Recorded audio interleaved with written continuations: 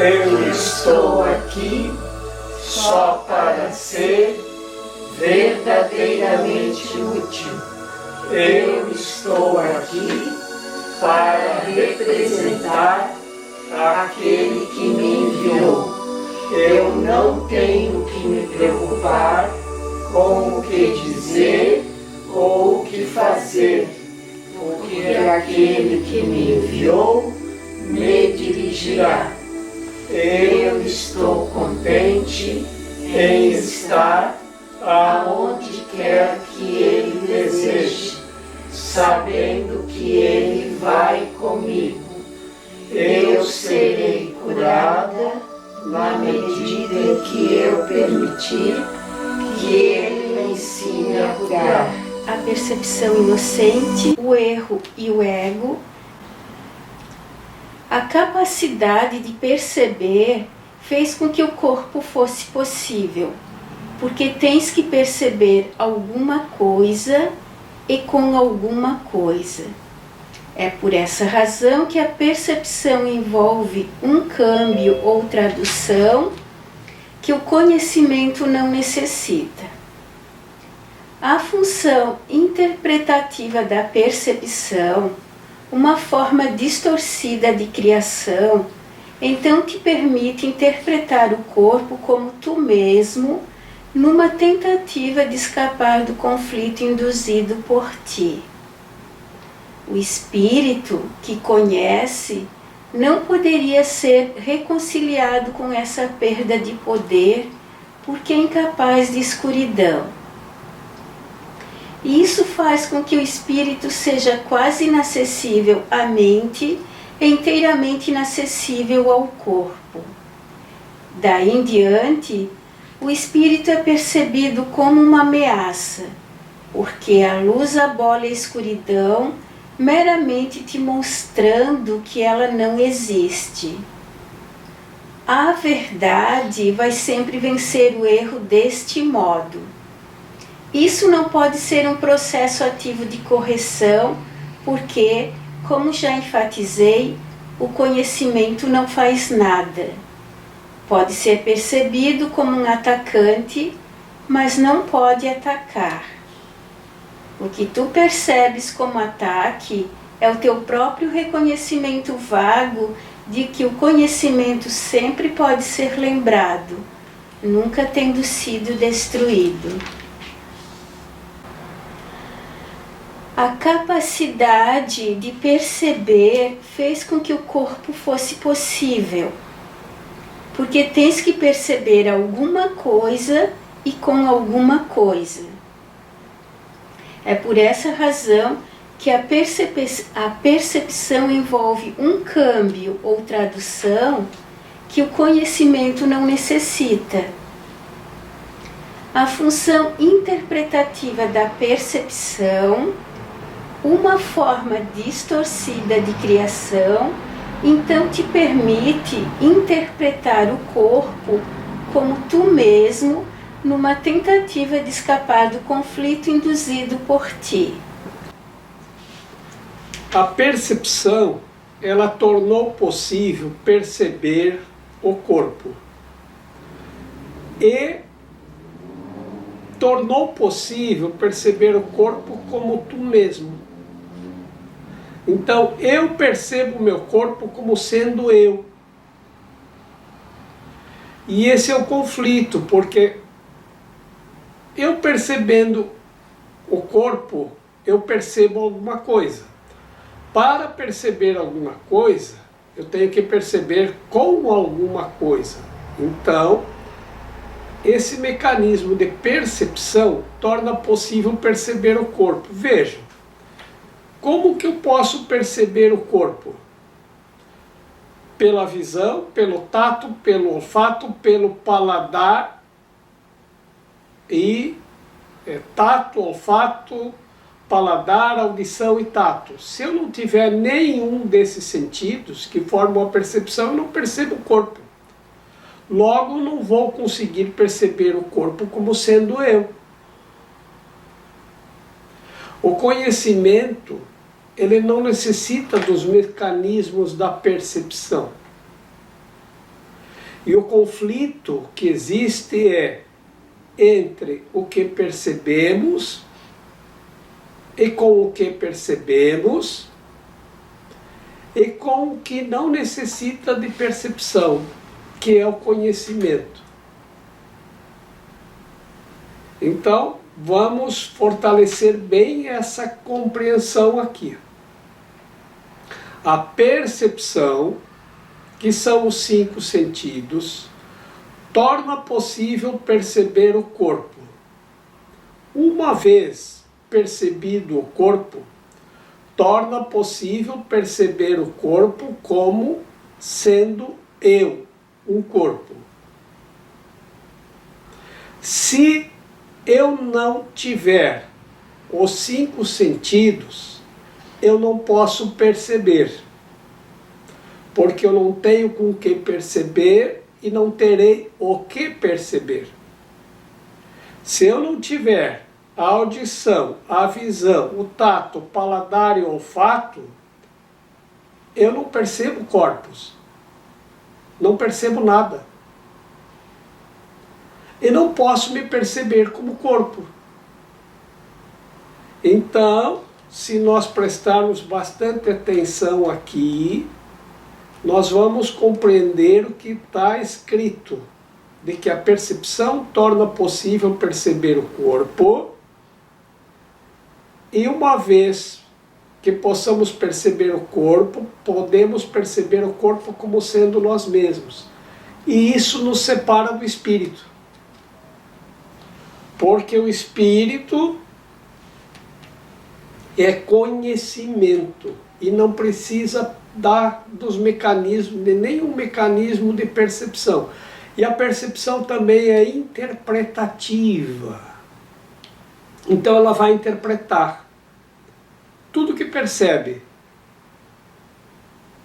E passando pela interpretação, ela tira o poder da unidade. Porque cada um que percebe pode interpretar diferente aquilo que está sendo percebido.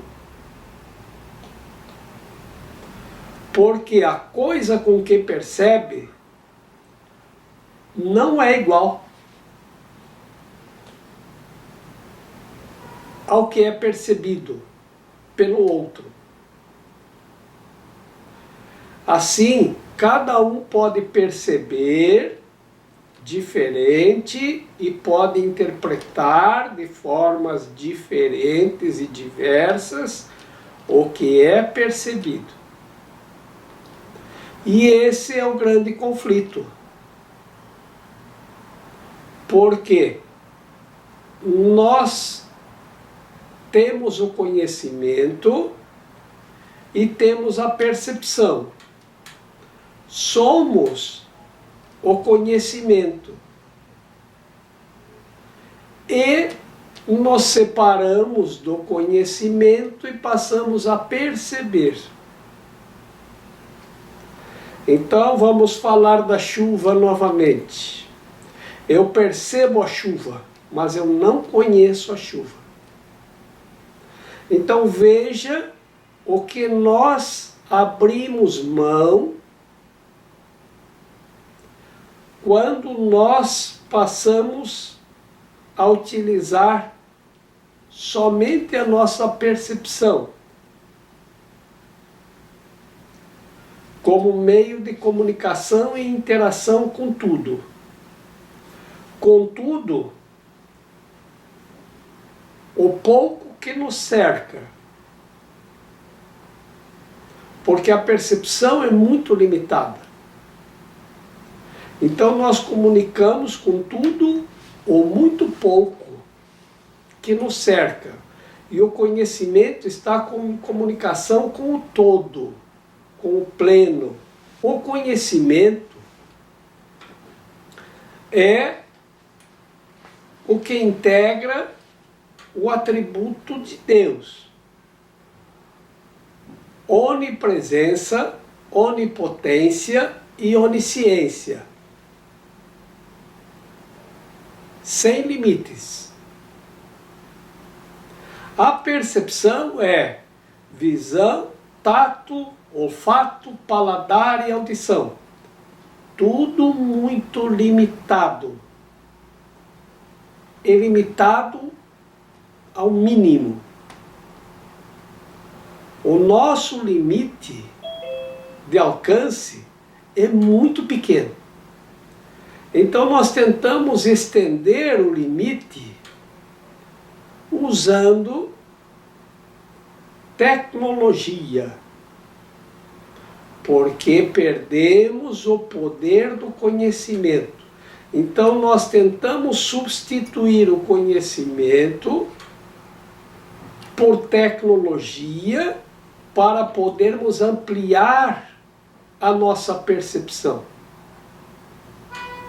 Então vejam, é uma imitação muito fraca do que é o conhecimento. Mas, ao mesmo tempo, ela nos faz lembrar de como o conhecimento é. Porque hoje, com a tecnologia que nós inventamos para substituir o poder da onisciência, onipresença e onipotência, nós conseguimos estar em dois lugares ao mesmo tempo. Assim eu consigo estar aqui e na sua casa. E você consegue estar na sua casa e aqui também. E assim cada um de nós está em sua casa e estamos todos aqui. E todos na sua casa. E todos na casa de cada um que está aqui agora. Isso é uma ideia do que é o conhecimento. O que pode ser a onipresença. Vejam, se todos estivermos com as câmeras ligadas, todos podemos ter ciência do que tem aonde o outro está. Então isso, se nós multiplicássemos por todas as pessoas que já estiveram aqui, as que estão e as que ainda virão, seria a onisciência, a onipresença e a onipotência. Isso é o conhecimento. Por isso que quando nós distinguimos conhecimento de percepção, por mais que nós possamos esticar a nossa percepção, ainda é uma projeção da nossa mão, que é o tato. Ainda é uma projeção da nossa visão, da nossa audição, e do olfato e do paladar ainda não conseguimos, mas parece que já estão tentando desenvolver isso também, um sistema de projeção. Então, se isto funciona, tem duas possibilidades aqui. Ou nós vamos compreender o que é o conhecimento e toda a onisciência, a onipotência e onipresença que o conhecimento é em sua totalidade, e nos libertamos dessa ideia da percepção e nos voltamos para o espírito, que é o conhecimento, ou nós ficamos mais presos ainda na percepção, acreditando que isto é o que é, e acreditando que nós somos isto, corpos. É o valor que nós damos à percepção, que é o valor que nós damos a tudo que nós percebemos. Isso nos prende ao que é percebido e nos prende ao que percebe. Porque para E perceber alguma coisa, tem que ter alguma coisa para perceber. Eu diria mais claramente ainda, tá? Para afinar melhor ainda. A percepção tornou possível percebermos. Então, e nós percebemos com os 5 sentidos. E os 5 sentidos tornam possível perceber. Então, por isso que é possível perceber o corpo. Porque nós temos o que perceber e com o que perceber. E por isso que nós passamos a perceber o corpo como sendo nós. Eu sou o meu corpo. Quando eu digo eu sou o meu corpo, eu deixo de dizer eu sou o espírito. Quando nós nascemos, a família tenta dar à criança a mesma compreensão que eles têm sobre todas as coisas. Porque se assim não fosse, cada criança teria uma compreensão muito diversa de tudo que percebe. Mas a família então vai dizer, isso é sapato, esse sapato é bom, aquele ali não. Isso é tomate, tomate é bom para comer e folha de abacateiro não. Então vai tentando fazer uma transferência de como eles percebem tudo ao seu entorno. Tá? Bom, agora cada um percebe a folha de abacateiro, mas cada um interpreta a folha de abacateiro como quiser. Mesmo dentro da família vai ter divergência. Eu acho a folha de abacateiro bonita, eu não acho. Eu gosto de comer folha de abacateiro, eu detesto. Tá? Bom, agora, como é que nós vamos viver para conviver socialmente? Vamos inventar uma escola. Aí na escola, o professor de história vai tentar, a função do professor de história é tentar um discurso único sobre a nossa história. O professor de matemática vai implantar um discurso único sobre a matemática. O professor de português vai implantar um discurso único sobre o português. O de geografia vai implantar um discurso único. Montanha é montanha. Então, toda vez que você vê uma elevação na paisagem, é uma montanha. Toda vez que você vê uma água parada, é um lago, em grande quantidade. E aí a diferença entre lago, poça d'água, oceano, rio, aquelas coisas todas. Né? Então, eu não sabia disso antes de ir para a escola. E como é que eu sei? E tu concorda comigo? Porque a escola serve para...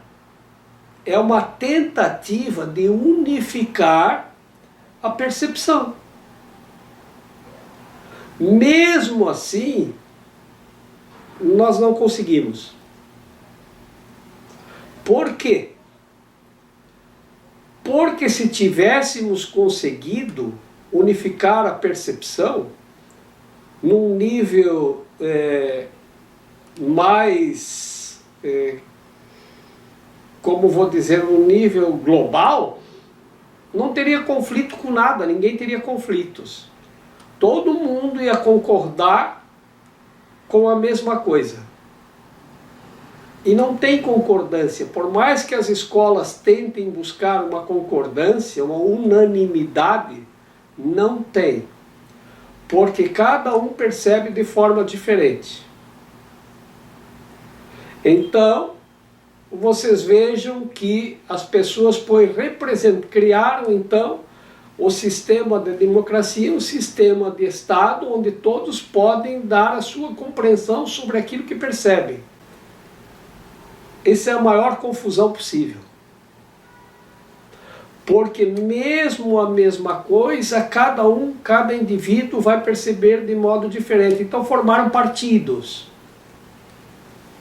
que têm uma mesma compreensão a respeito de alguma coisa, mas de outra coisa não. Bom, mas vamos nos unir nessa coisa, então nós somos uma parte, um partido. Já é um partido, não é uma coisa íntegra. É um partido onde algumas pessoas que compreendem alguma coisa mais ou menos da mesma maneira e querem a mesma coisa a respeito de alguma coisa, estão ali formando uma aliança. Então, sobre aquela coisa eles concordam, sobre outras coisas não. Cada um tem uma percepção diferente. Mas eles se aliaram e juraram que iam lutar por um propósito, aquele propósito eles têm em comum, o resto é cada um por si. Tá? Então, veja, isso é a percepção e como as coisas são percebidas. E esse é o caos do mundo. E isso não tem remédio. Então, porque a democracia, ela propicia o caos. Porque cada um tem direito de expressar como percebe. E é claro que eu não vou, e a gente tem a mania de querer se achar mais quando a gente é diferente. Então você diz uma coisa e cada um vai tentar processar aquela informação para ter uma conclusão diferenciada, que se destaque no grupo. E todos estão fazendo a mesma coisa ao mesmo tempo. Tentar alcançar através da sua interpretação, uma compreensão diferenciada que se torne um destaque no grupo. Porque todos querem se destacar nesse sistema de percepção. E aí, quando alguém se destaca, ele atrai alguns seguidores, que são aliados de momento, porque naquele momento eu achei legal aquilo que você disse, aquilo que você falou. Isso dá o direito a cada um de perceber como quer e bem entende. E chamamos isso de livre expressão, liberdade de expressão. Você expressa aquilo que você percebe da forma como você interpreta, de acordo com os teus parâmetros que ninguém sabe de onde você tirou. Veio do teu convívio social, do teu convívio na infância, da orientação dos seus pais, da genética que você traz dos teus antepassados, da ideia da cultura de família, de grupo, de cidade, de nação, do bairro onde você está inserido, e você vai misturando toda essa sopa cultural e essa sopa de informação genética e de bairro e de região e de cidade e de país e de nação, e aí todo mundo tem direito de se expressar e achar o que bem quer. Isso é um sistema caótico, porque se cada um tem o direito de se expressar, a escola vai ser cada vez, vai ter mais dificuldades para tentar unificar uma compreensão e uma forma de expressão. Então, nós tínhamos uma forma de expressão mais ou menos unificada. Então, quando começa as questões de liberdades, os direitos humanos, as liberdades fundamentais começam a ser declaradas, cada um tem o direito humano de fazer o que quer, de pensar o que quer, de se expressar como quer. E cada um tem o direito e tem a liberdade para fazer qualquer coisa. Não há como. Então, são centenas de partidos, centenas de religiões, instituições religiosas, centenas de influenciadores nas redes sociais, centenas de blogs, centenas de sistemas. Uma diversidade infinita, todas com infinitas possibilidades, é o caos. Então, a escola não faz mais nada. A escola quase que perde o sentido, porque por mais que o professor tente ensinar, o aluno sai da escola e entra na... Porque antes o aluno saía da escola e ia para casa. A rede social dele eram os vizinhos mais próximos, que frequentavam a mesma igreja, a mesma escola, que tinham o mesmo nível cultural, moravam no mesmo bairro. Hoje, todos moram na internet. E a internet é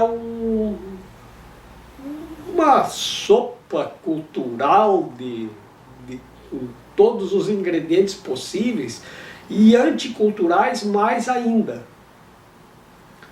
E aí o aluno volta outro dia para a escola e contesta ao professor.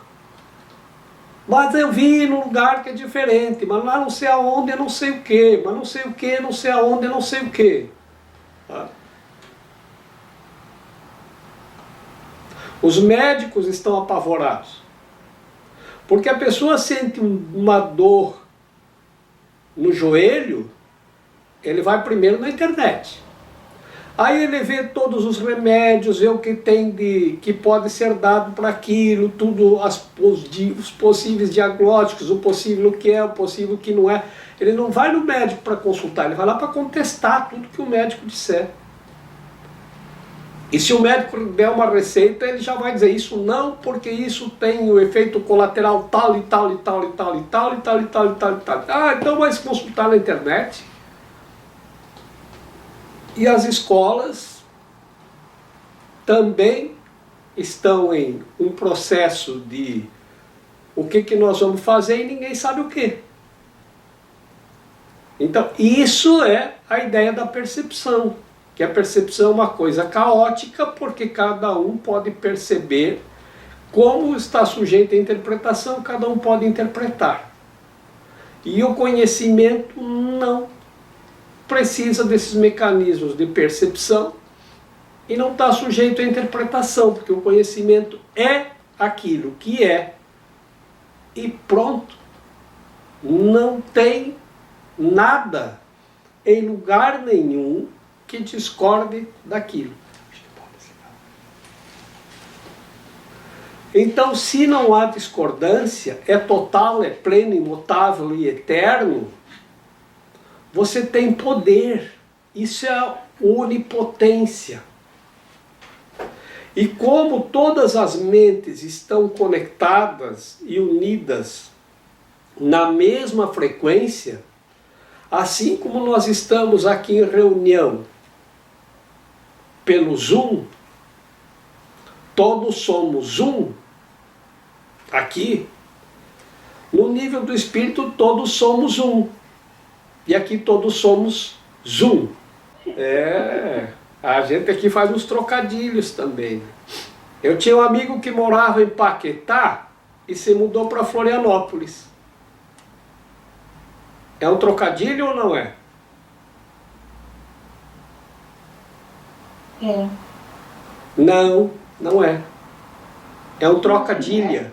Não, isso não é um trocadilho, isso é uma trocadilha. Trocou de uma ilha para outra.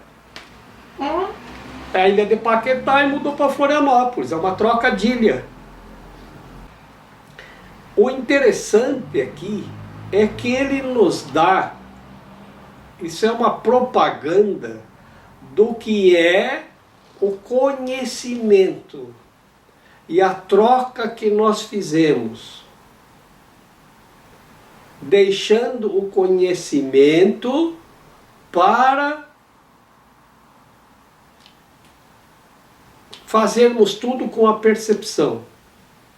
No conhecimento, assim como aqui nós estamos no Zoom e sabemos o que cada um está fazendo, como se nós estamos com a câmera ligada, como é a casa de cada um, a expressão do rosto de cada um, nós temos ciência de tão poucos nós que aqui estamos em reunião, é como se nós estivéssemos unidos com todas as mentes todos, de todos, sem exceção, e tendo ciência de tudo que a pessoa está aonde ele está. Então, é como eu estar em Cancún, eu estar na Patagônia, eu estar em Marte, eu estar na Andrômeda, eu estar em todos os lugares ao mesmo tempo. Em um sistema que a palavra lugar não tem sentido. Porque se você está no todo, o lugar deixa de ter existência. Então, assim é com a presença, assim é com a ciência. E o que é a potência? Todos nós já ouvimos dizer que a união faz a força. Se a união faz a força, a diversidade da percepção, ela fragmenta. E olha a palavra, fragmenta. Menta vem de mente. Frag é pedaço. Então cada caquinho da mente se julga em separado. Porque nós somos um fragmento de uma mente que se partiu em quaquilhões de pedacinhos. Então cada um de nós traz em si um fragmento, uma parte dessa grande mente, que é a única mente, onde está o conhecimento. E sendo um fragmento, nós perdemos força. Então onde está a nossa força? Não está. Nós nos tornamos muito frágeis.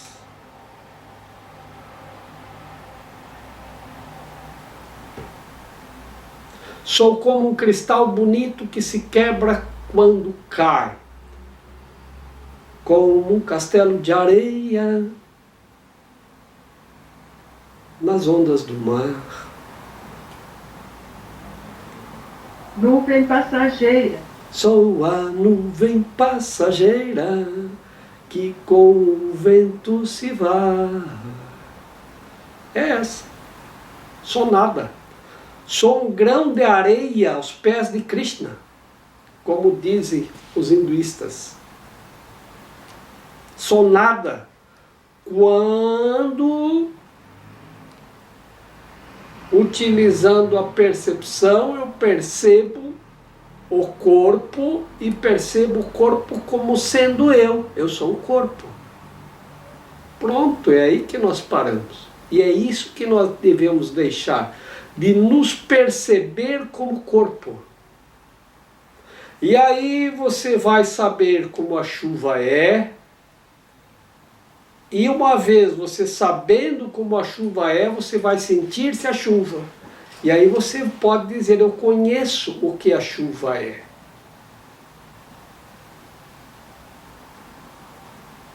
Então, é isto. O espírito que conhece não poderia ser reconciliado com essa perda de poder, porque é incapaz de escuridão.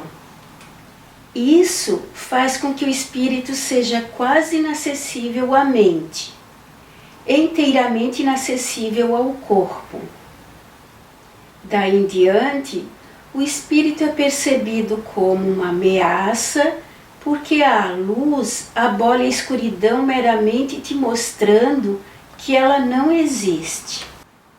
O espírito, ele passa a ser irreconciliável com a mente, porque a mente se vê como um fragmento, como um caco, e reconhece a si mesma como um corpo. Então, com o corpo, o espírito e corpo, é impossível uma conciliação. Aí, como que nós começamos a ver o espírito como uma ameaça? Porque a luz abole a escuridão apenas com a sua presença. E nós nos consideramos um corpo, e o corpo não é luz. O corpo é pó. Então a luz pode ser uma ameaça. E aí o que acontece?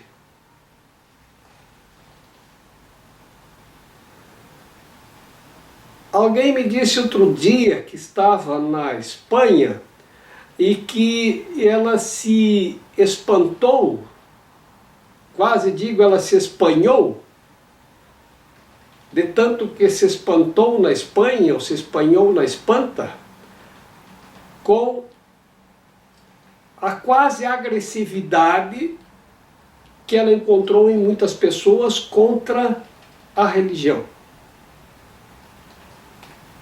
E ela não entendia por quê. Agora dá para entender o porquê. Continua. A verdade vai sempre vencer o erro deste modo. Isso não pode ser um processo ativo de correção, porque, como já enfatizei, o conhecimento não faz nada. Pode ser percebido como um atacante, mas não pode atacar. Veja, aquilo que é não faz.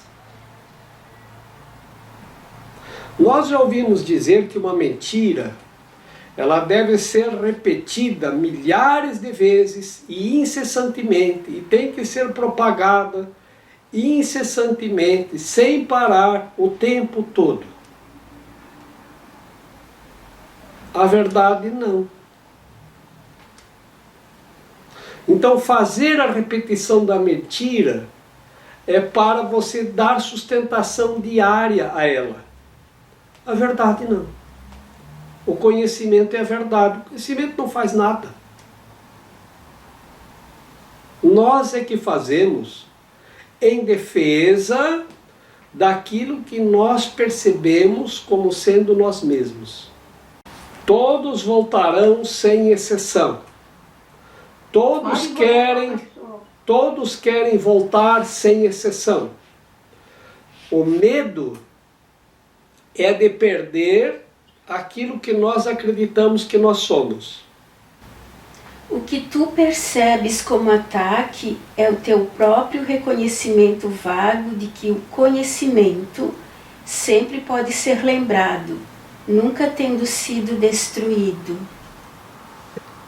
Se pudéssemos destruir o conhecimento, nós o destruiríamos para garantir a sobrevivência daquilo que eu acredito que eu sou. A questão é que o conhecimento não pode ser destruído, porque a verdade e a eternidade não podem ser destruídas. E isso é um problema. Isso é o medo que eu tenho, porque é o mesmo medo da pessoa que conta uma mentira, de que ele seja exposto à verdade. Que quando ele é exposto à verdade, tudo o que ele contou e que era mentira, deixa de existir. Tu é espírito, tu vai ter que voltar para a parte que é a verdade. E na verdade, o que deixa de existir é essa crença equivocada a respeito de que eu sou um corpo. E de que o que eu percebo é que é verdade. E por que é que o que eu percebo não é verdade? Porque a verdade é eterna e imutável, ela nunca vai mudar, e ela é eterna, sempre foi, é e sempre será. E tudo que eu percebo nunca foi como é, não é agora e nem nunca será. Então, se eu pegar o meu corpo, ele nunca foi como é, não é como é agora, porque daqui a um minuto ele já está diferente, e nunca vai ser como é. Então, a percepção nunca é verdadeira. O que tem de verdade na percepção é que tudo isso é pó e ao pó voltará. Então, quando chegar a Quaresma, nós vamos fazer aquela meditação de novo, que todos os anos aqui a gente faz, 40 dias. Lembra que a cadeira é pó e ao pó voltará. Lembra que o teu corpo é pó e ao pó voltará. Para quê? Para fortalecer na nossa mente a ideia de que isto não é a verdade. Por quê? Porque nós temos que fortalecer o que é para lembrar o que é. E enfraquecer o que não é para lembrar o que é. Se nós fortalecemos o que não é, nós enfraquecemos na nossa mente o que é. O que é o mundo? O mundo é falsa percepção. Nasceu do erro e não deixou a sua fonte. Ele deixará de existir quando o pensamento que lhe deu origem deixar de ser apreciado. Quando o pensamento da separação for mudado para um pensamento de verdadeiro perdão, o mundo será visto sob outra luz. Uma luz que conduz à verdade, na qual o mundo todo tem que desaparecer, assim como todos os seus erros têm que sumir. Agora, a sua fonte se foi e seus efeitos também. O mundo foi feito como um ataque a Deus. Ele simboliza o medo. E o que é o medo senão a ausência de amor? Assim, o mundo foi feito para ser um lugar em que Deus não pudesse entrar e no qual o seu Filho pudesse estar à parte dele. Aqui nasceu a percepção, pois o conhecimento não poderia causar tais pensamentos insanos. Mas os olhos enganam e os ouvidos ouvem o que é falso. Agora os erros vêm a ser bastante possíveis, pois a certeza se foi. Em seu lugar nasceram os mecanismos da ilusão, e agora eles partem para achar o que lhes é dado buscar. Seu objetivo é cumprir o propósito que o mundo foi feito para testemunhar e fazer com que seja real. Eles veem nas suas ilusões apenas uma base sólida onde a verdade existe, mantida à parte das mentiras. No entanto, tudo o que transmitem é apenas ilusão, mantida à parte da verdade. Assim, como a vista foi feita para conduzir para longe da verdade, ela pode ser redirecionada. Os sons vêm a ser o chamado de Deus e um novo propósito pode ser dado a toda a percepção por aquele que Deus designou como o Salvador do mundo. Segue a sua luz e vê o mundo tal como ele o contempla. Ouve apenas a sua voz em tudo o que fala contigo. E deixa-o dar-te a paz e a certeza que jogaste fora, mas que o céu preservou nele para ti. Que não descansemos em nosso contentamento enquanto o mundo não tiver se unido à nossa percepção, que já foi mudada. Que não estejamos satisfeitos enquanto o perdão não tiver se tornado completo. E não tentamos mudar a nossa função.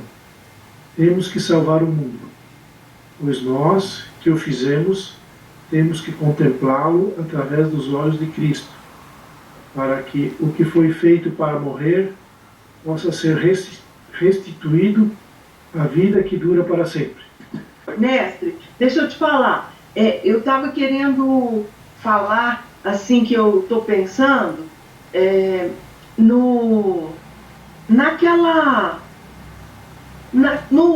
na ideia do Adão e Eva, quando eles comeram da árvore do conhecimento, que na verdade, então, é a árvore do desconhecimento. Porque eu estou concluindo aqui o nosso estudo que perceber é desconhecer. É conhecer tudo distorcido, tudo errado, nada certo. Então, quando ele fala lá que eles se rebelaram lá, eles queriam roupa, aí eles fizeram roupa porque não se viam nus, até então não havia nada disso, todas a história que é contada com o quadro aí e tal, eu entendi que foi permitido, se diz lá que Deus permitiu que eles usufruíssem de todo o paraíso. Não podia comer da árvore do conhecimento, na verdade, a árvore do desconhecimento. Porque foi quando eles assumiram a percepção através da criação do ego, que eu estou entendendo, é que eles pararam de conhecer e de ter diálogo e acesso com Deus, porque só se viram como um corpo e isso bastava. Isso, o conhecimento tem vários nomes. Um deles é paraíso. Que não descansemos em nosso contentamento enquanto o mundo não tiver se unido à nossa percepção, que já foi mudada.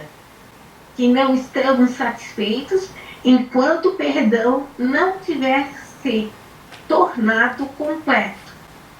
E não tentemos mudar a nossa função. Nós que o fizemos, né, temos que contemplá-lo através dos olhos de Cristo, para que o que foi feito para morrer possa ser restituído à vida, que dura para sempre. O caminho é a verdade, né?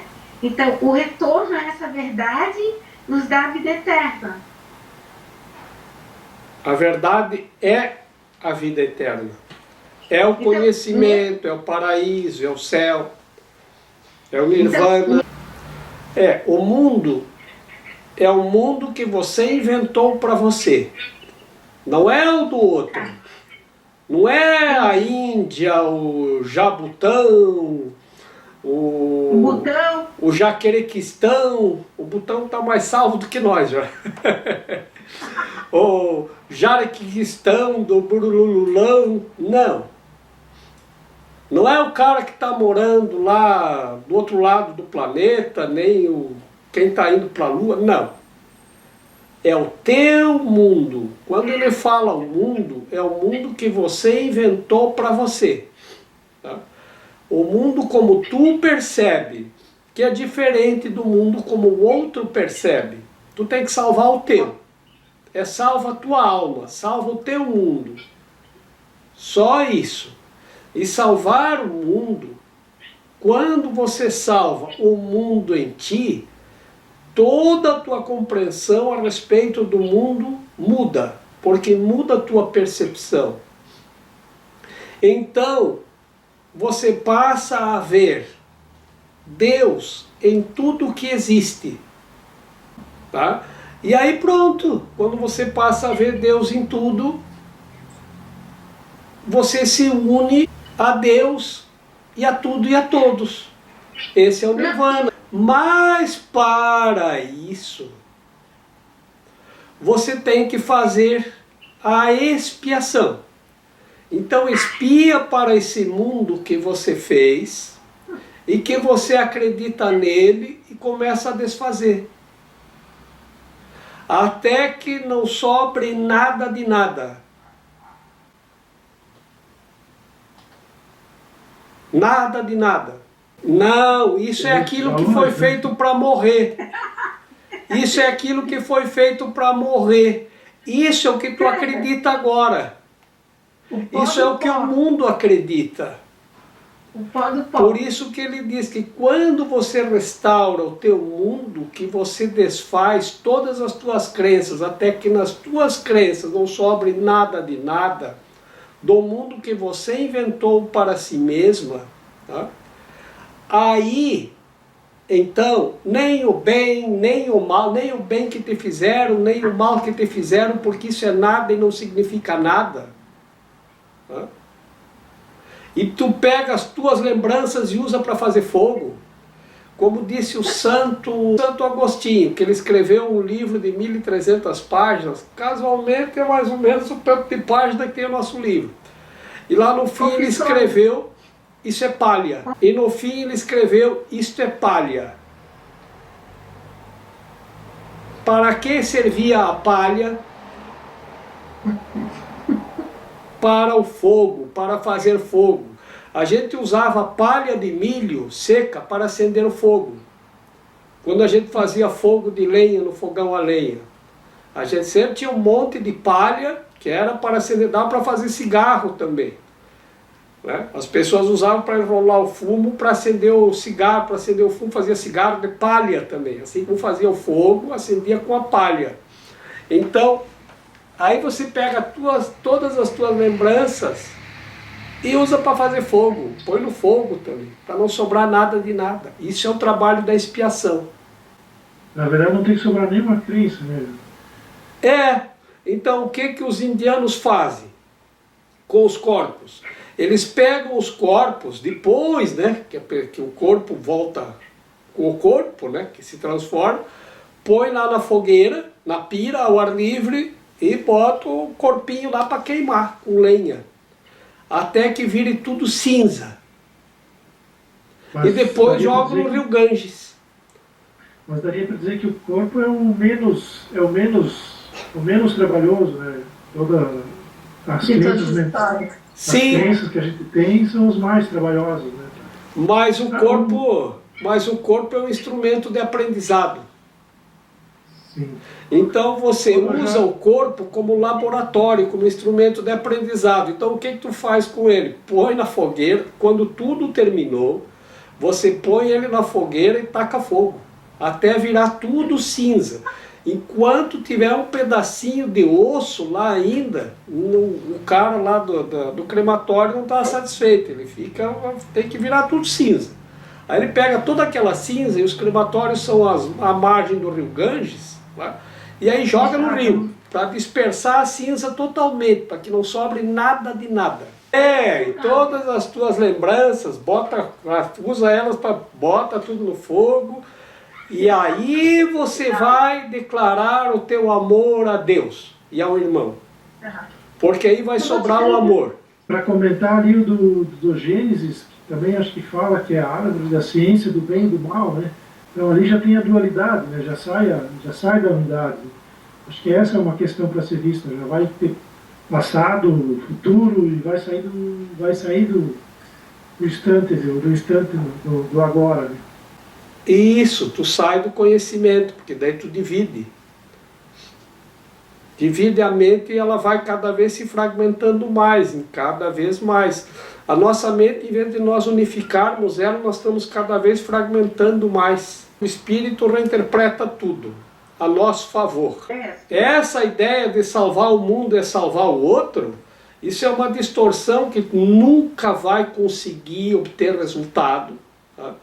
Tu nunca vai conseguir salvar o mundo do outro, tá?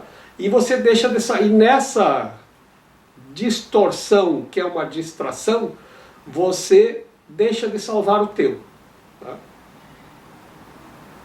Então, a tua função, a tua responsabilidade é com o teu. Tá? Se depois que tu tiver salvo, tu quiser ajudar o outro, tu pode.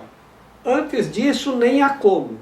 Vai viajar de avião, a comissária vai dar orientação. Se houver uma despressurização, máscaras de oxigênio vão cair sobre suas cabeças.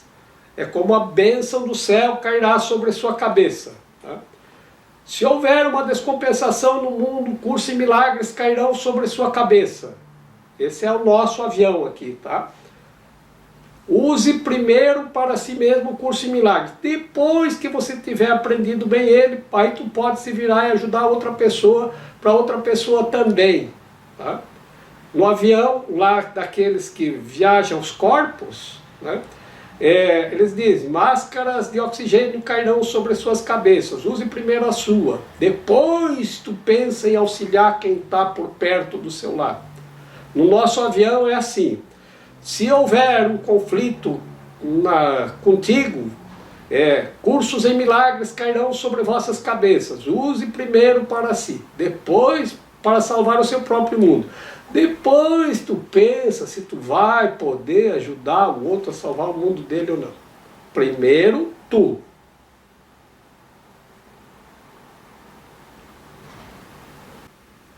Então, é assim que nós estamos buscando o nosso próprio caminho. O curso em milagres caiu sobre nossas cabeças, então vamos usar ele para nós. Depois que nós estivermos salvo o nosso mundo, e o que é quando ficar nada de nada? Quando sobrar nada de nada, non rien rien. Nada, não, nada de nada. Tá? Aí o que você tem? O amor. Você deixa de existir? Não. Mas você vai ser puro amor. E tudo que você fizer vai fazer com amor, com alegria, com felicidade. E vai continuar aqui? Vai. Vai continuar tomando café de manhã? Vai. Mas vai tomar café da manhã com amor, com alegria, com felicidade. Vai irradiar isso para todos os lados. Vai. Isso que vai mudar. Agora, se você quer tomar café de manhã com irritação, com raiva, com ódio, com tristeza, com angústia, com amargura, com sofrimento, até as alegrias do mundo são falsas, os falsos amores pelas coisas que nós temos pelo mundo, então até isso nós temos que se livrar. Dos sofrimentos que são falsos e das falsas que também são as falsas alegrias. O que são as falsas alegrias? Aquelas que nós achamos que vamos ser alegres se nós tivermos um iPhone novo. Vocês vão ouvir a música que a gente mandou lá da Piaf, que ela fez especialmente para nós utilizarmos em um curso em milagres, para entender isso. É nada, é não, nada de nada, que não sobre nada. Tudo pode ser espiado, tudo pode ser corrigido. E o que é o perdão completo? O perdão completo é a expiação. E o perdão completo exige a correção. Então tu tem que corrigir na tua mente, no teu mundo, tudo. Até ficar zerado. Para você partir de novo, agora com o amor intenso. Puro amor.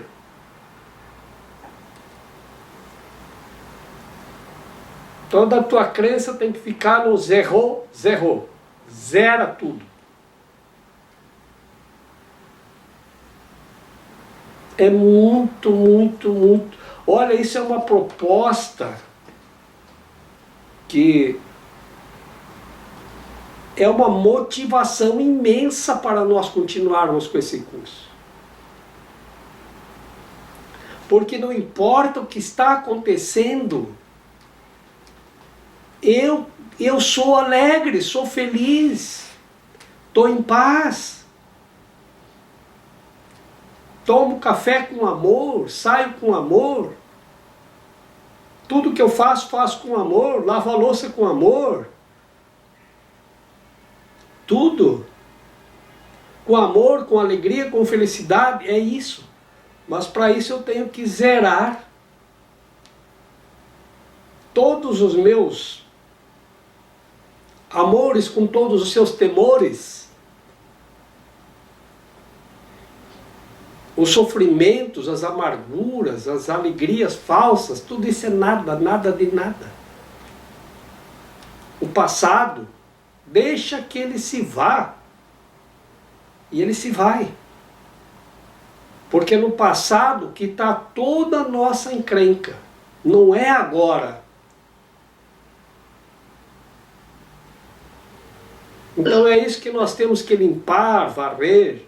O que nos afasta é aquilo que nós ainda não zeramos. Ou você crema tudo e tem que ser no fogo para virar tudo cinza e depois tu joga no Ganges. Então estendo a vocês as bênçãos de Deus para que possamos fazer a nossa fogueirinha, cada um a sua, e depois que não sobrar nada de nada, possamos compartilhar, unidos no Espírito, ao conhecimento e ao paraíso, ao céu. Em nome do Pai, do Filho e do Espírito Santo. Eu estou aqui só para ser verdadeiramente útil. Eu estou aqui para representar aquele que me enviou. Eu não tenho que me preocupar com o que dizer ou o que fazer, porque aquele que me enviou me dirigirá. Eu estou contente em estar aonde quer que Ele deseje, sabendo que Ele vai comigo. Eu serei curada na medida em que eu permitir que Ele me ensine a curar.